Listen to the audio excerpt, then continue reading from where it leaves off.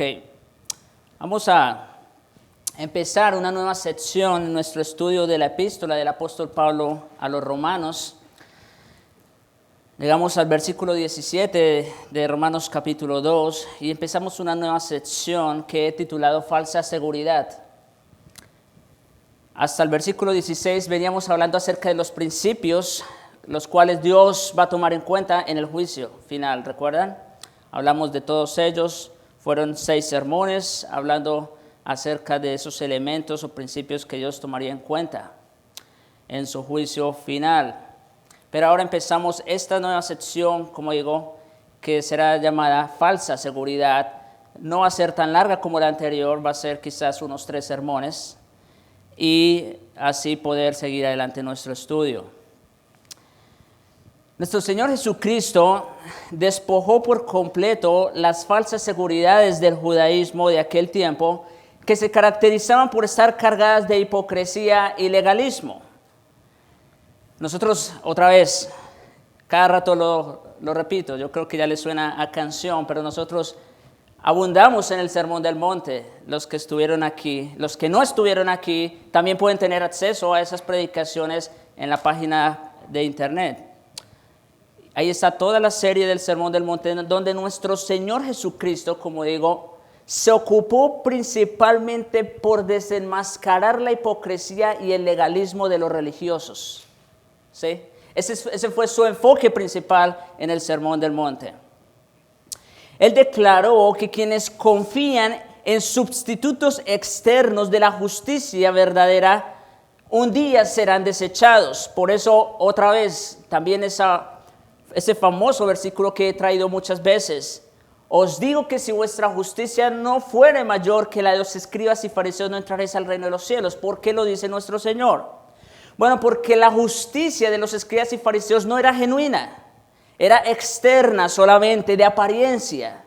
Entonces, en ese sentido, eran personas hipócritas y aparte legalistas, porque querían poner cargas sobre los hombros de otras personas que ni siquiera ellos mismos podían llevar. Es a estas personas que un día el Señor les dirá, Mateo 7, versículos 22 al 23, o más bien que ellos dirán, Señor, Señor, ¿no profetizamos en tu nombre y en tu nombre echamos fuera demonios y en tu nombre hicimos muchos milagros? Está hablando de personas que proclamarán el nombre del Señor, que dicen, Señor, yo creí en ti mientras estuve en la tierra, confesé tu nombre, hice esto, hice aquello, me paraba a predicar, en fin, hacía muchas cosas. ¿Y qué le dirá el Señor Jesús a tales discípulos falsos? Nunca os conocí, apartaos de mí, hacedores de maldad.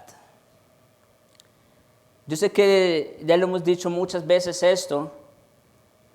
Expuse un sermón específicamente sobre este texto, pero también a veces pienso que no le damos la suficiente seriedad como se le debe a esta oración del Señor Jesucristo. Nunca os conocí, apartaos de mí, hacedores de maldad. Ahora, noten lo que dice el texto. Muchos dirán en aquel día. No son pocos, no son unos cuantos, son muchos los que van a ir a ese juicio con una seguridad falsa. Y muchos incluyen bautistas reformados como nosotros. Muchos irán al juicio final confiados o basados quizás en la iglesia, en una profesión de fe, en el bautismo, en participar de la cena, en predicar, en servir a la iglesia, en fin, en hacer otras cosas. Y creen que por eso van a ir al cielo. Y nuestro Señor les responderá, nunca os conocí. Así que quise traer este texto de manera introductoria para llamar vuestra atención. El tema que vamos a traer el día de hoy, o que vamos a empezar más bien el día de hoy, tiene que ver con nosotros, ¿sí? Y es interesante porque Pablo empieza el versículo 17, he aquí tú tienes el sobrenombre de judío. Entonces aquí algunos simplemente apagarían el switch de su cerebro y dirían, pues esto no es para mí, esto es para los judíos. Esto no tiene que ver conmigo. Pero precisamente hoy me voy a enfocar solo en esa frase. He aquí tú que tienes el sobrenombre de judío. Es muy importante y tiene que ver con nosotros. La persona que edifica su casa religiosa sobre cualquier fundamento ingeniado por ella misma, con toda seguridad lo verá arrastrado por completo con la llegada impetuosa de la tormenta del juicio de Dios. ¿Y dónde vemos eso? Pues nuestro Señor también lo dijo en Mateo capítulo 7. Esa fue la conclusión de su sermón, del sermón del monte precisamente.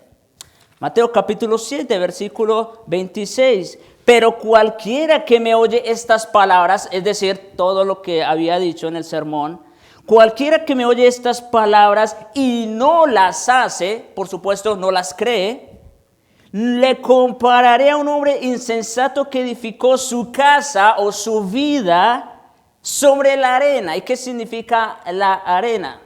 Bueno, antes había dicho, cualquiera que las oye y las hace, le compararé con un hombre prudente que edifica su casa o su vida sobre la roca.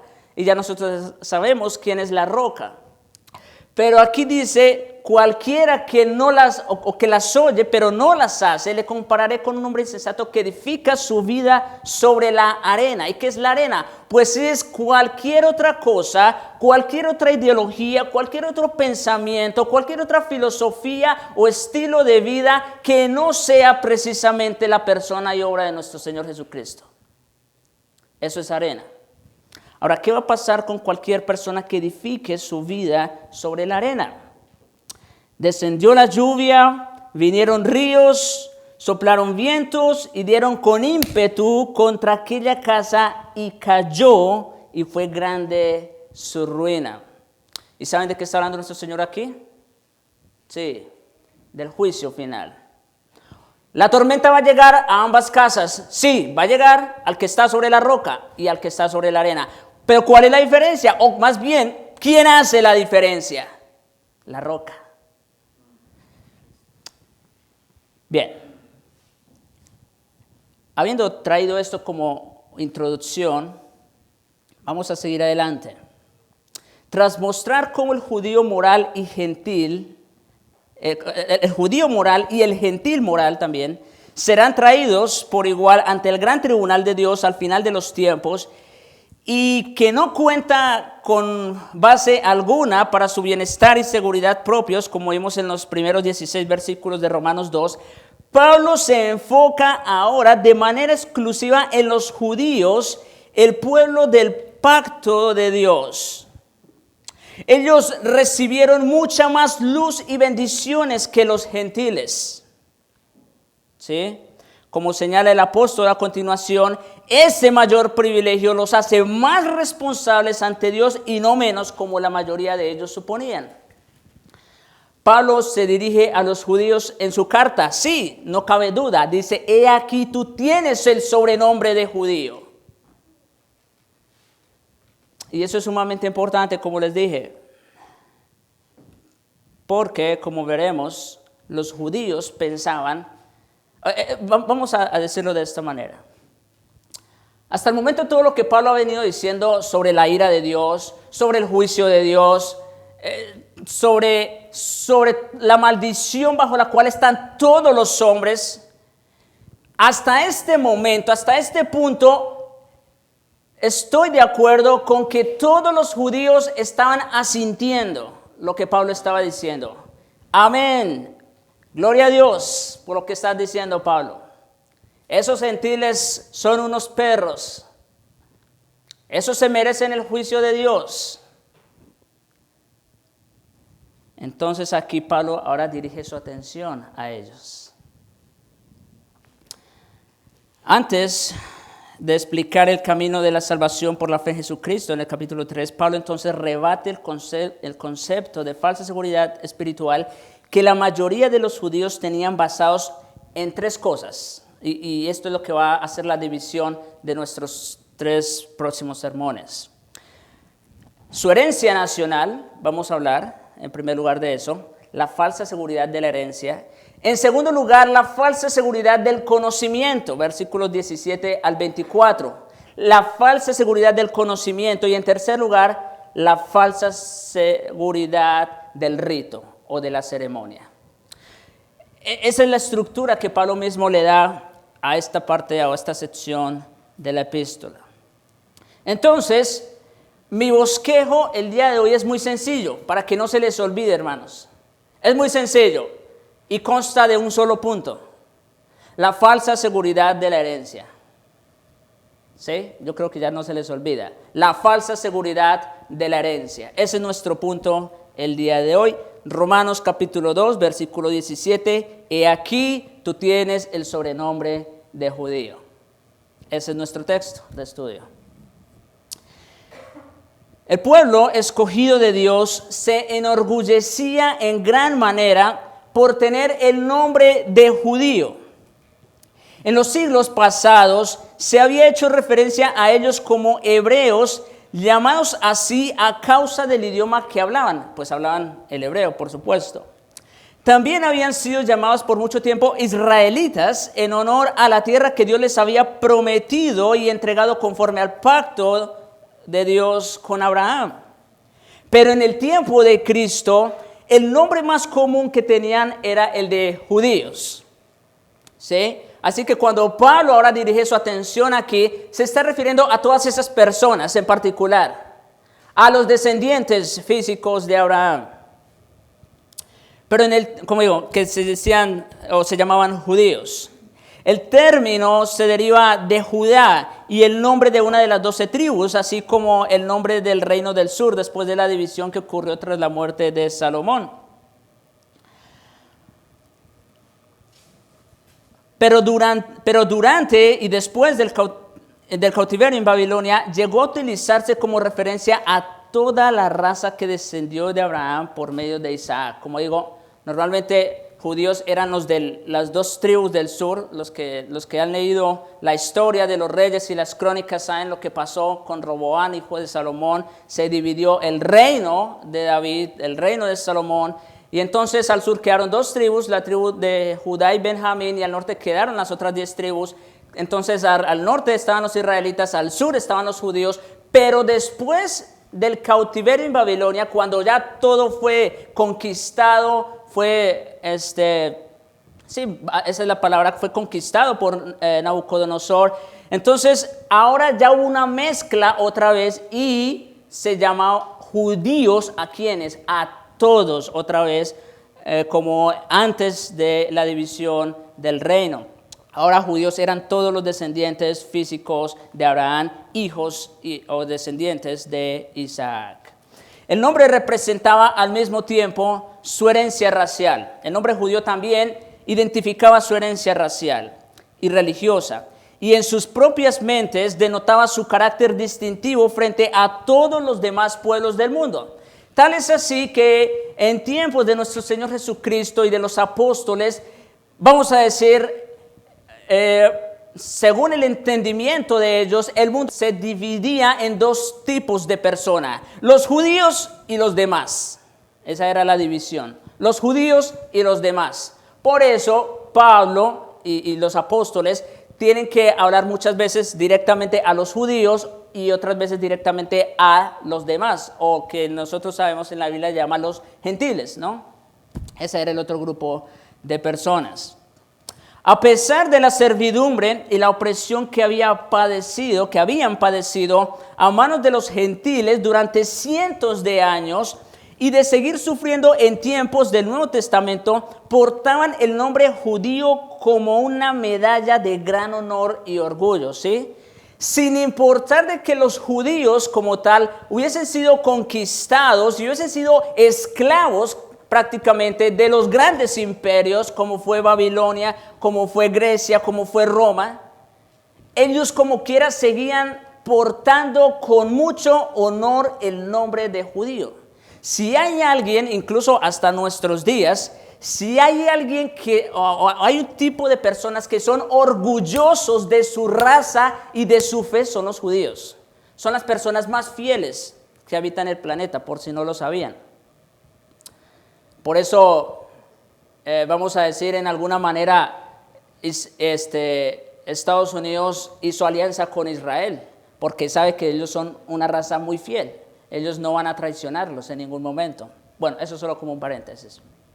Pero volvamos a nuestro punto. El nombre los marcaba claramente como el pueblo de Dios, único y especialmente favorecido. El nombre, el significado de la raíz de Judá y por ende de judío es alabado. Y los judíos en tiempo de Pablo consideraban que ese era el título y una descripción de ellos muy bien merecidos. El nombre judío significa alabado, eso es lo que significa. Solamente quise traer el significado porque ellos en realidad eso era lo que creían. Cuando los llamaban judíos, ellos creían que en realidad ese título se lo habían ganado. No obstante, los judíos hacía mucho tiempo atrás habían perdido de vista el propósito de su llamamiento divino único, que consistía en ser un canal a través del cual, como dijo Dios en Abraham en Génesis 12:3, serían benditas todas las familias de la tierra. No tuvieron deseo alguno de compartir las verdades y bendiciones que tenían de parte de Dios con el resto del mundo. Los judíos eran muy celosos de su fe, de su religión, de sus creencias, pero ellos no querían que las naciones paganas, que los gentiles obtuvieran también el favor de Dios. Sí, estos judíos eran cosa seria, vamos a decirlo. Ellos no querían compartir esa bendición con otros. Y mucho menos ser usados por el Señor como el medio a través del cual Él atraería todas las naciones a sí mismo. Aunque ese era el plan de Dios originalmente, ese fue el medio que Dios usó. La renuencia de Jonás, por ejemplo, para ir a predicar a Nínive, nos enseña esto que estamos diciendo, porque Jonás temía que sus habitantes creyeran en Dios y fueran librados del juicio. Miren conmigo rápidamente Jonás, para que vean el ejemplo de lo que les estoy diciendo. Jonás capítulo 4, versículo 2. Dice, y oró a Jehová y dijo, ahora, oh Jehová, ¿no es esto lo que yo decía estando aún en mi tierra? Por eso me apresuré a huir a Tarsis. Escuchen lo que dice Jonás, o cuál es su argumentación de por qué no quería ir a predicar a Nínive. Dice, porque sabía yo que tú eres Dios clemente y piadoso, y tardo para enojarte, y de grande misericordia, y que te arrepientes del mal. ¿Se dan cuenta de la mentalidad de este judío, Jonás? Dios, claro, como sabemos todos, es amplio en misericordia y para perdonar. Y precisamente porque Jonás sabía que Dios era un Dios clemente y misericordioso, por eso no quería ir a predicar a Nínive. ¿Qué le parece? Pero volvemos al punto, eso era parte de ellos, de su mentalidad, de su ideología, que por supuesto no estaba acorde con los planes o con los propósitos de Dios, por los cuales Él los había escogido como pueblo, como nación santa. En lugar de ver esas verdades y bendiciones divinas como el depósito que un Dios de gracia y perdón había confiado en sus manos, las vieron como su derecho por mérito propio. Ellos no se acordaban de las palabras de Dios que les dijo, yo no os escogí a vosotros por ser los mejores de la tierra. Ellos habían pasado por alto esas palabras. Y Dios lo dice, si no tengo la cita exacta ahorita, pero en uno de los textos en Deuteronomio, Dios dice por medio de Moisés a su pueblo, acuérdense de una cosa, yo no los escogí a ustedes porque eran los mejores. No. Los judíos no fueron bendecidos por Dios porque ellos eran una mejor raza que las demás. No. Porque hablaban un mejor idioma. No.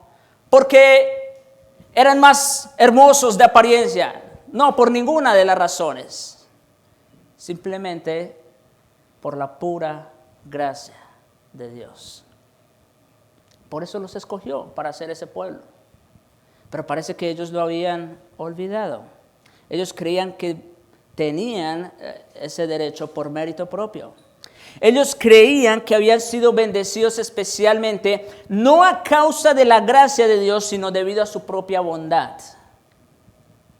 Ahora, otra vez, no se me vayan, no se me desconecten. Yo sé que estoy trayendo un poco de historia, pero es preciso porque el texto me lo pide, me lo demanda. Pero acuérdense de lo que les dije al principio. Esto es para nosotros. Seguimos adelante. Se sentían superiores y orgullosos con derecho propio. En lugar de gloriarse en su gran Dios y en la gracia por la que se había revelado a sí mismo ante ellos, se jactaban de su propia supuesta grandeza que los hacía merecedores de esa revelación. Ellos creían que merecían el favor de Dios. Ellos no creían que era por gracia, ellos creían que se lo merecían por ser mejores. John Murray observó lo siguiente sobre este tipo de actitud. Dice, esta actitud demuestra cuán cerca están entre sí el vicio más insolente y el privilegio más sublime. Y cómo lo mejor puede prostituirse al servicio de lo peor. Ahora, ¿qué quiere decir Murray cuando afirma esto? Lo que está diciendo es, miren, hasta este momento los judíos estaban aplaudiendo al apóstol por acusar a los gentiles, ¿no? Como vimos en Romanos 1. Toda la maldad del hombre expuesta de una manera clara. Y ellos hasta este momento, amén, aplaudiendo lo que Pablo estaba diciendo. Pero no se dan cuenta de cuán cerca está el vicio más insolente del privilegio más sublime. Ellos que eran los privilegiados de Dios, por decirlo de alguna manera, estaban igual o peor que los gentiles. Los profetas menores advirtieron en repetidas ocasiones a sus hermanos compatriotas contra la jactancia arrogante en su herencia. Estamos hablando de la falsa seguridad de la herencia. Contra la jactancia arrogante en su herencia como el pueblo escogido de Dios. Una actitud que hizo pensar a muchos de ellos que podían pecar con impunidad total. Escuchen esto. Los judíos, por ser judíos, creían que tenían el favor de Dios merecidamente y que por lo tanto no importaba cómo vivieran, al fin y al cabo eran el pueblo de Dios. ¿Se parece eso a algún movimiento el día de hoy? Hipercalvinismo, ¿no? No sé, quizás algunos no conocen el término. Pero los hipercalvinistas son aquellas personas que creen que una vez salvos, siempre salvos y no importa lo demás. ¿Sí? No importa cómo vivas, tú ya hiciste una profesión de fe, ya, eres salvo. Esa era el tipo de mentalidad de los judíos. Era una mente hipercalvinista, por decirlo de alguna manera. Como los herederos de la promesa de Dios a Abraham, ellos creyeron que automáticamente estaban protegidos y eximidos de todo juicio. Ellos creían que ya tenían el juicio ganado por ser simplemente herederos de Abraham. Pero Miqueas declaró lo siguiente, que los judíos malvados y corruptos decían con engreimiento en Miqueas capítulo 3, versículos 11 al 12.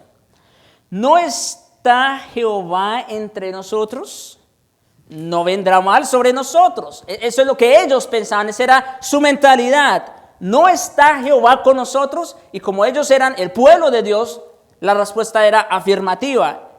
Entonces, ¿cuál era la conclusión que ellos sacaban? Oh, pues entonces no va a haber ningún mal sobre nosotros. Punto. Sin embargo, encontrarían un día su santa ciudad Jerusalén, como dice allí, arada como campo y como montones de ruinas. Se iban a llevar una sorpresa muy grande. si ellos creían que por el hecho de ser esa nación que Dios había escogido, ellos ya tenían todo ganado. El orgullo que sentían por ser el pueblo escogido de Dios hizo a algunos judíos absolutamente ciegos a la realidad, no solo en el aspecto religioso, sino también en el político. En cierta ocasión que Jesús estaba enseñando a los judíos, vamos a ir a Juan capítulo 8. Aquí vamos a estudiar este texto. Yo sé que ya el pastor Ricardo nos trajo un sermón específicamente tratando de esto, pero ahorita lo voy a traer precisamente porque si había algo de lo cual los judíos se enorgullecían era por ser judíos, por su religión. Y también, como digo, eso tenía que ver con su aspecto político. En Juan 8:31, nuestro Señor, hablando a los judíos, dice que habían creído en Él. Ya sabemos en Juan lo que significa haber creído, ¿no? Que no necesariamente era que habían creído en realidad. Es decir, estamos hablando nuevamente de personas que dicen que creen haber creído, pero no han creído. ¿Sí? Y Jesús se dirige a esas personas, a ese público. Como que está muy relacionado con el tema de hoy, ¿no?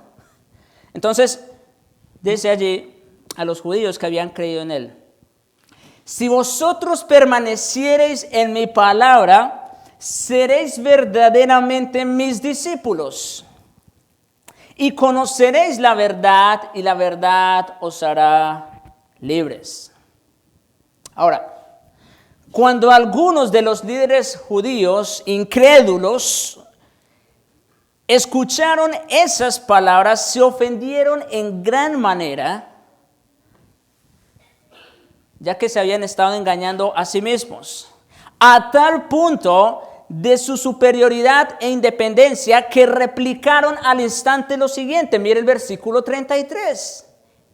Cuando nuestro Señor dijo: si permanecieres en mi palabra, seréis verdaderamente mis discípulos, ellos se quedaron con la duda. A ver, Señor, tú nos estás diciendo a nosotros que no somos genuinos, que no somos verdaderos. Versículo 33. Linaje de Abraham somos. ¿Qué quieres más, Señor? Aquí está, prueba de ADN para que veas que soy hijo de Abraham. Linaje de Abraham somos y jamás hemos sido esclavos de nadie. ¿Cómo dices tú, seréis libres? ¿Somos libres? ¿Somos hijos de Abraham? Y el Señor les explicó claramente, pero ellos no captaron la enseñanza. Versículo 34. De cierto os digo que todo aquel que hace pecado, esclavo es del pecado.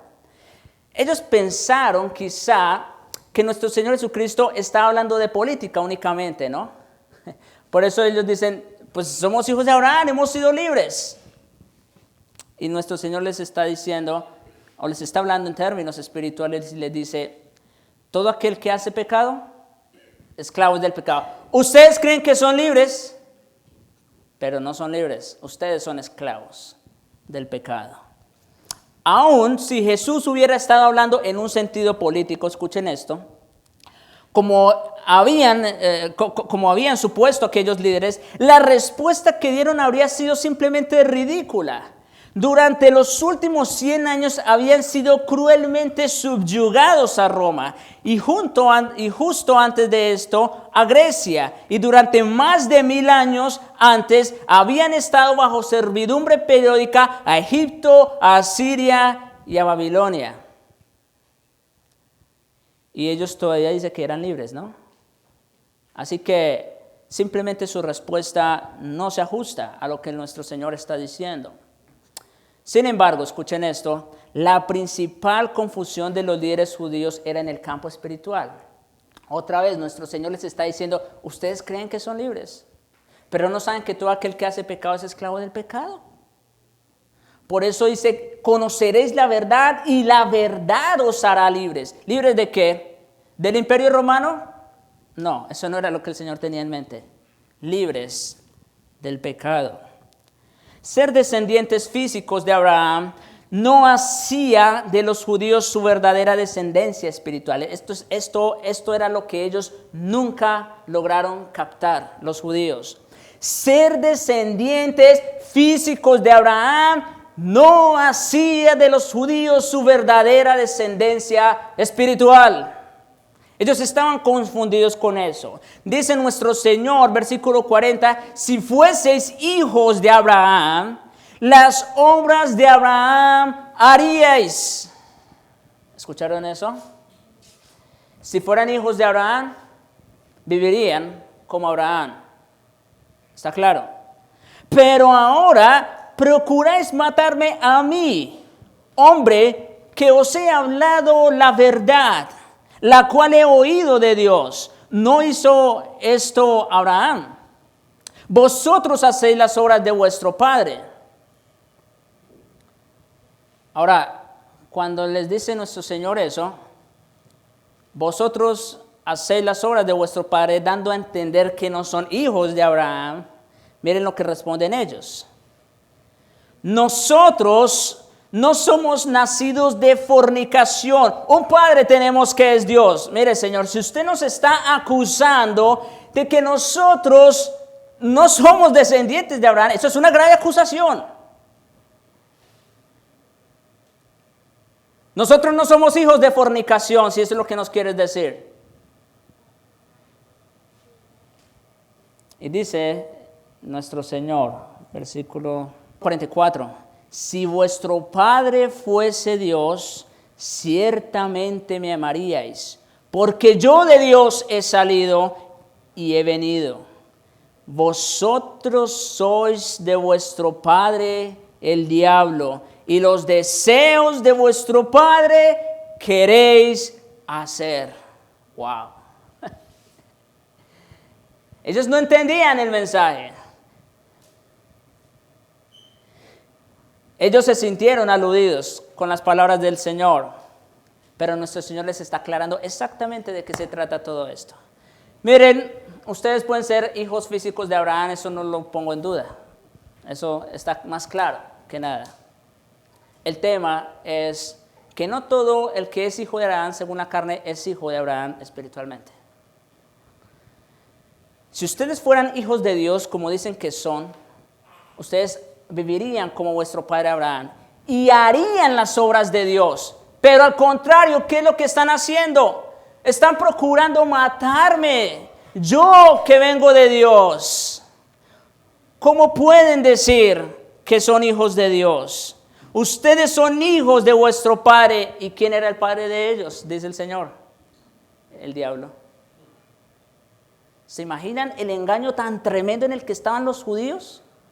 Otra vez, ese es mi tema. Tú tienes sobrenombre de judío. Ellos creían que por el simple hecho de ser judíos ya tenían el cielo ganado. Porque eran hijos de Abraham, hijos de Isaac.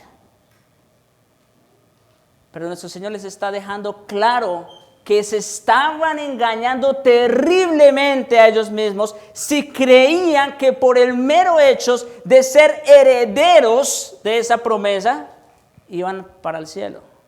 En otras palabras, nuestro Señor los está desengañando, les está quitando la venda de sus ojos. Miren, si ustedes fueran hijos de Dios y herederos de Abraham según la promesa, ustedes vivirían como Él y no procurarían mi muerte. Los puso al descubierto. Ustedes son hijos del diablo, en realidad.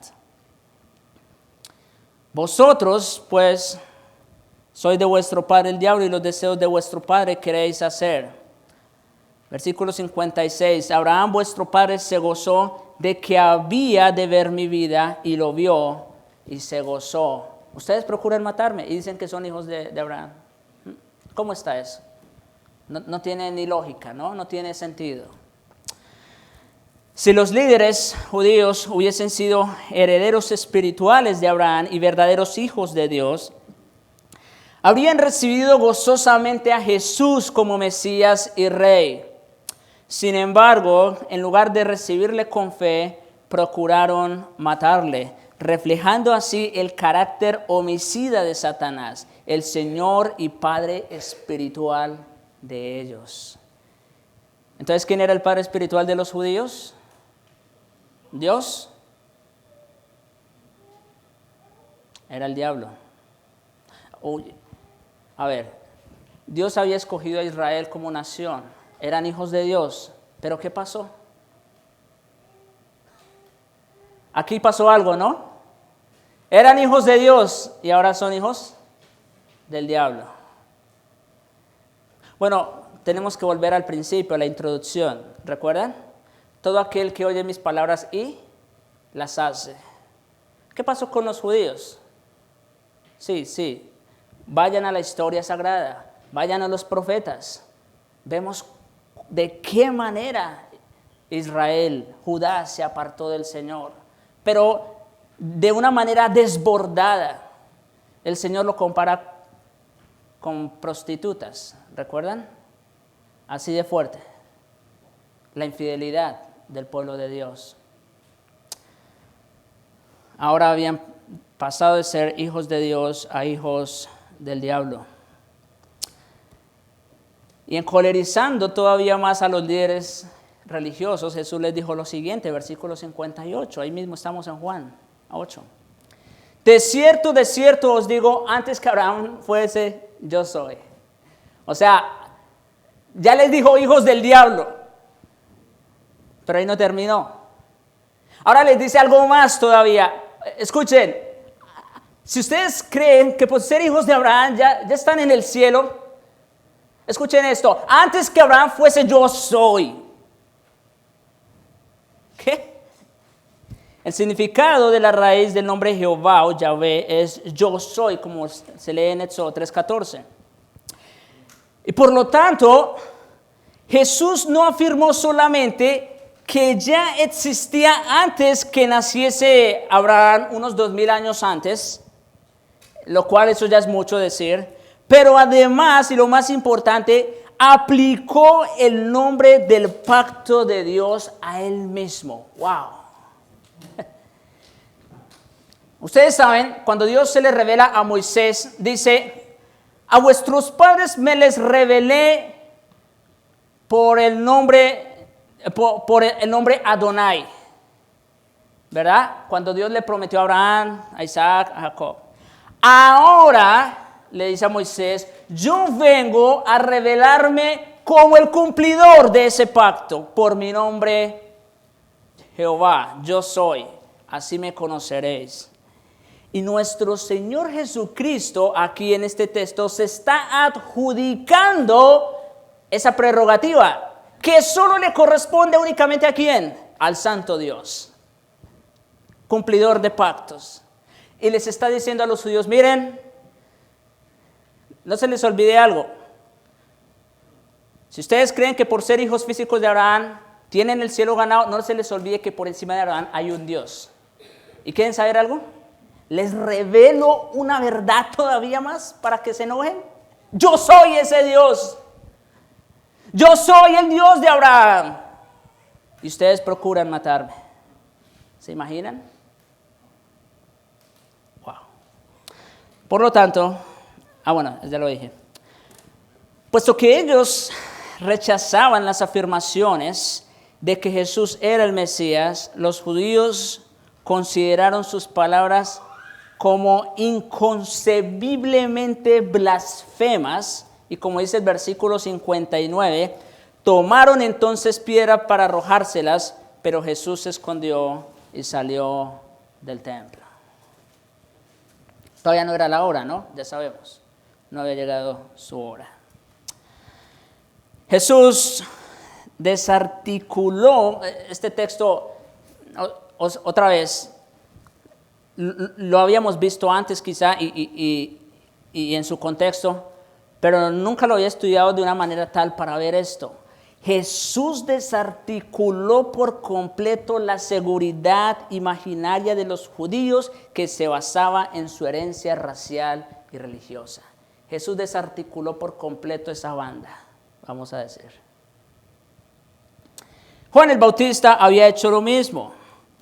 Mientras estaba bautizando a judíos arrepentidos en el río Jordán, algunos fariseos y saduceos acudieron a él para ser bautizados. Escuchen esto. Juan, que tenía el Espíritu de Dios, ya en alguna manera también podía discernir la verdad de lo que estaba pasando entre los judíos. Y cuando los fariseos y los saduceos acudieron a él para ser bautizados, escuchen cómo les reprendió Juan duramente. En Mateo capítulo 3, versículos 7 al 9. Generación de víboras, ¿quién os enseñó a huir de la ira venidera? Haced pues frutos dignos de arrepentimiento. Como que Juan ya sabía o estaba identificando el problema, ¿no? La falsa seguridad de una herencia religiosa. Ustedes creen que porque son judíos, que porque son fariseos, creen que ya tienen el cielo ganado. Haced frutos dignos de arrepentimiento. Muy consciente de que esos líderes religiosos creían en el mero hecho de ser judíos, los protegía del juicio de Dios. Pero añadió lo siguiente, escuchen esto. Y no penséis, sigue diciendo Juan, y no penséis decir dentro de vosotros mismos, a Abraham tenemos por padre, si eso era lo que pensaban. Porque yo os digo que Dios puede levantar hijos a Abraham aún de estas piedras. O sea, no se crean que por ser hijos, descendientes físicos de Abraham, son herederos de la promesa. Porque eso no importa absolutamente nada. Si es el caso, Dios puede levantar hijos a Abraham aún de las piedras. Wow.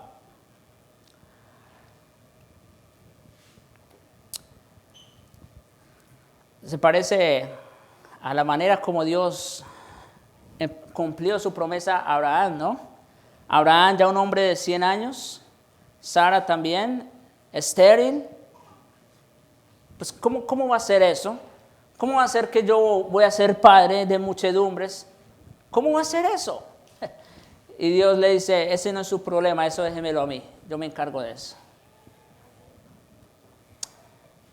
Ser herederos religiosos no significa absolutamente nada con relación al juicio.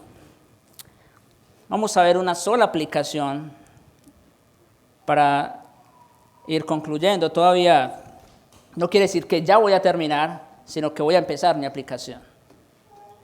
De una forma similar, incontables personas desde el tiempo de Cristo han considerado que están a salvo del juicio de Dios simplemente por haber nacido en una familia cristiana, por ejemplo.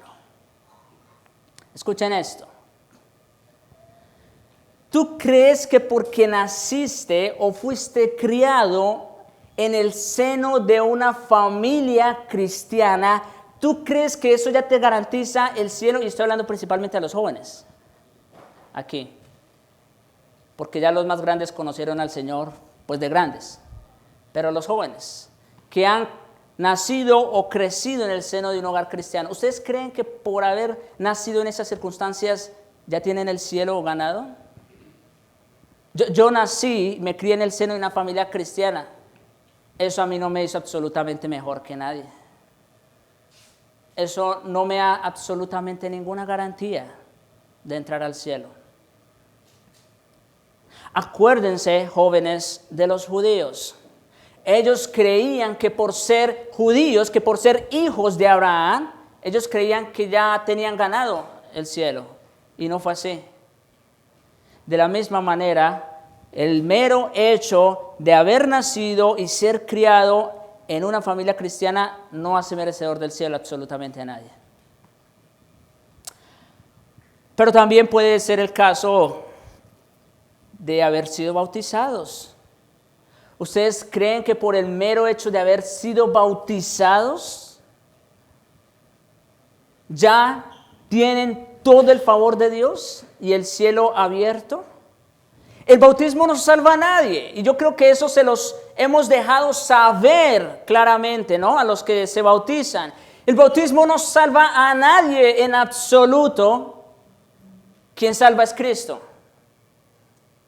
El bautismo es solo una marca, una señal de, pero el mero hecho de haber sido bautizado No confíen en esas cosas. O pertenecer a una iglesia de sana doctrina. En el día del juicio, quizás, Señor, yo fui miembro de la Iglesia Bautista Reformada de la Gracia en Houston, donde se predicaba la sana palabra. Es más, yo escuché allá al predicador ese texto que decía, muchos me dirán en aquel día, Señor, Señor. Y quizás el Señor vaya a tener que decir lo mismo que dice en ese texto. Nunca os conocí. Ser miembros de esta o cualquier otra iglesia, aún de sana doctrina, no salva a nadie. Yo espero ser lo más claro que puedo, ¿no?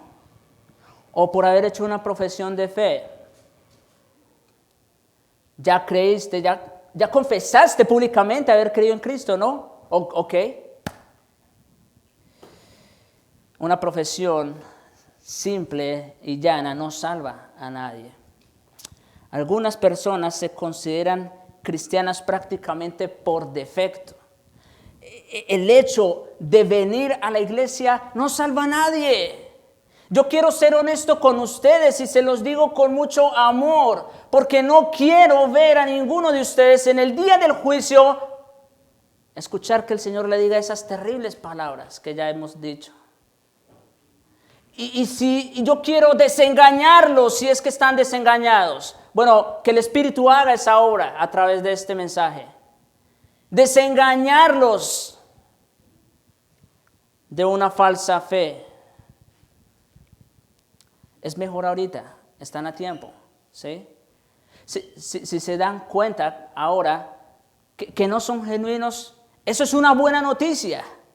Lo terrible es que se sigan engañando y se desengañen en el día del juicio. Eso sí va a ser terrible, porque ya no va a haber ningún chance, ninguna segunda oportunidad. Es ahora, el tiempo.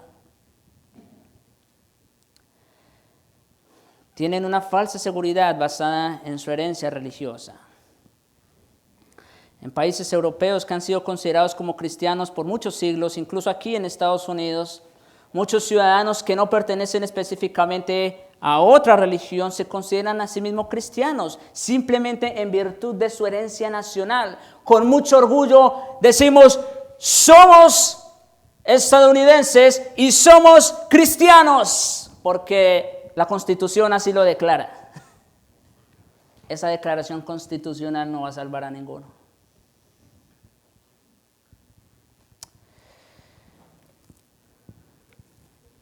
Incluso en algunos países de Medio Oriente, muchos ciudadanos que no son musulmanes creen que por defecto son cristianos. No, yo no soy seguidor de Alá, yo soy cristiano. El reformador suizo, Ulrico Zwinglio, asumió la postura de que si un hijo de creyente moría en su infancia quedaba dentro del pacto cristiano, en otras palabras se salvaba. ¿Sí?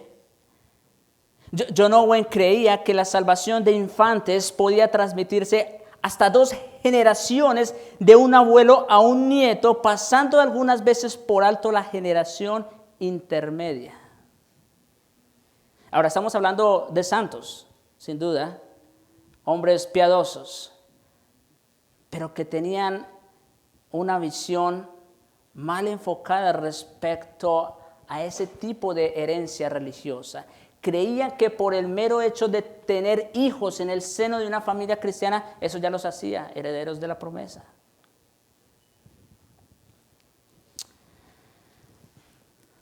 Algunas denominaciones protestantes, aunque niegan que el bautismo de infantes tenga en sí mismo el poder de salvar, como nuestros hermanos presbiterianos, no obstante sostienen que el ritual tiene beneficio espiritual directo para el niño.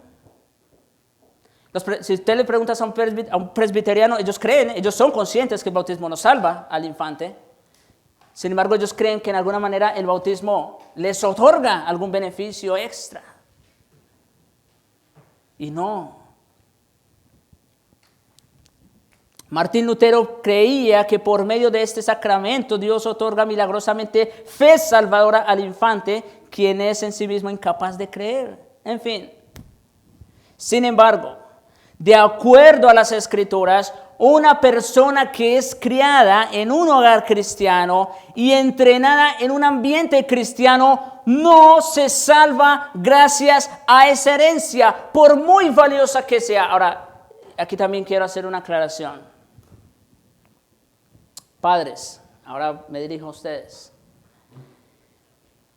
Es responsabilidad de ustedes criar a sus hijos en el temor del Señor, sin duda. Enseñarlos y guiarlos el camino de la salvación. Mostrarles el Evangelio. Pero también quiero que sepan algo. Ni ustedes mismos, aunque quieran, tienen el poder de salvar a sus hijos. Esa es una realidad de la cual también deben ser conscientes. Yo sé que ustedes aman mucho a sus hijos y no quieren que sus hijos perezcan y se pierdan. Pero en ustedes no está el poder de salvar a nadie, a sus hijos. Esa prerrogativa es únicamente del Señor.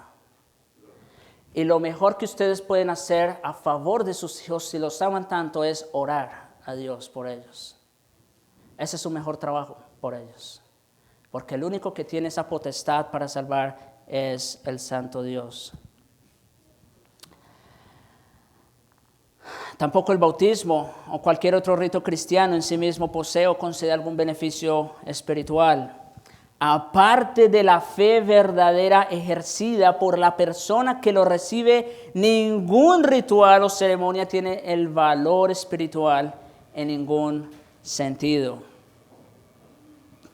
Es interesante notar que los mismos que proclamaron sola gratia, sola fide y solus Christus en contra de Roma, los reformadores, por supuesto, y digo, quiero hacer notar esto. Es interesante que estas mismas personas que proclamaron estas grandes verdades en contra de Roma siguieran sosteniendo, quizá por tradición o por alguna convicción mal orientada, y seguramente sin proponérselo, que aparte de la sola fe en Jesucristo existe la posibilidad de ser salvos basados en una herencia familiar y religiosa. Esto es muy serio lo que estamos diciendo. Estamos hablando de hombres santos al Señor.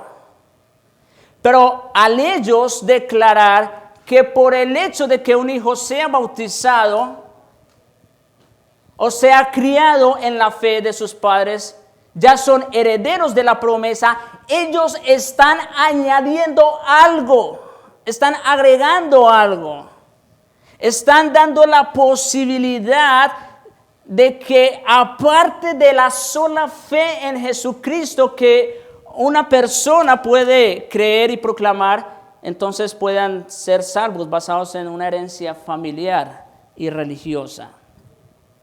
Tales ideas acerca de transferencia de salvación por pacto y sobre la eficacia espiritual del bautismo no son más que extensiones de la clase de mentalidad que generó la creencia judía común en los tiempos del Nuevo Testamento. Y yo no quiero, hermanos que están aquí, yo no quiero que ninguno de nosotros sigamos esa mentalidad judía. Tú tienes sobrenombre de judío. Tú tienes sobrenombre de cristiano, bautista, reformado. Ese título no te va a dar entrada al cielo. A ti ni a tus hijos. Que quede claro. Quien salva es Cristo. Amén. Únicamente mediante la fe. La sola fe. Y esa palabra sola hace toda la diferencia. Porque la iglesia de Roma también cree que es por la fe. Pero es la fe más el bautismo, más las obras, más... No, nosotros creemos y proclamamos sola fe. Solo Cristo. Sola gracia, para que solo a Dios sea la gloria. Oremos.